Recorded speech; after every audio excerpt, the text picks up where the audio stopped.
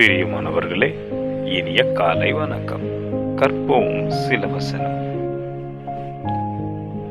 உன் பக்கத்தில் 1000 பேரும் உன் வலது பக்கத்தில் 10,000 பேரும் விழுந்தாலும் அது உன்னை அணுகாது என்று நாம் சங்கீதம் 91:7 கேட்கிறோம். இந்த வார்த்தை நம்முடைய வாழ்க்கையில எப்படி பலனாய் மாற முடியும்? அவர் நம் பக்கத்தில் இருந்தால் எதுவும் அணுகாது என்று நாம் இதன் வாயிலாய் அறிந்து கொள்கிறோம். ஆனால் இதை நமக்கு கற்றுக் கொடுப்பது யார், அல்லது மரண கண்ணிக்கு நம்மை தப்புவிப்பது யார் என்று சொல்லி சற்று நிதானித்து பார்க்கும் பொழுது வசனம் சொல்லுகிறது.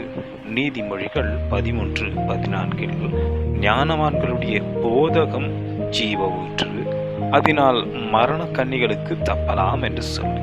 ஆகவே நாம் பழகும் மனிதர்கள் எப்படிப்பட்டவர்களாய் இருக்கிறார்கள்?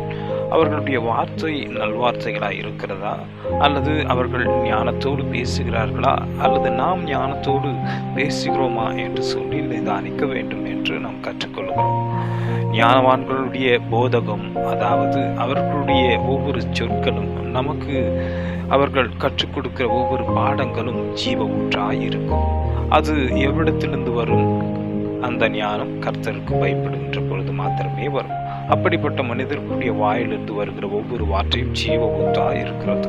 ஆகினாலே அதிலே கற்றுக்கொள்வது மரணக்கண்ணியிலிருந்து நாம் தப்பலாம் என்று சொல்லி. ஆகினாலே தெய்வம் தாமே ஜீவ ஊற்றை நமக்குள் வைத்திருக்கும்படி ஞானவான்கள் நம்மோடு கூட இருக்க செய்வார் என்பதிலே சந்தேகமில்லை. மரண கண்ணியில் நாம் தப்பிவித்து ஜீவனுக்குண்டானதை பயணிப்போம். தெய்வன் தாமே நன்மையான காரியங்களை இந்த நாள் முதற்கொண்டு நமக்கு செய்வாராக.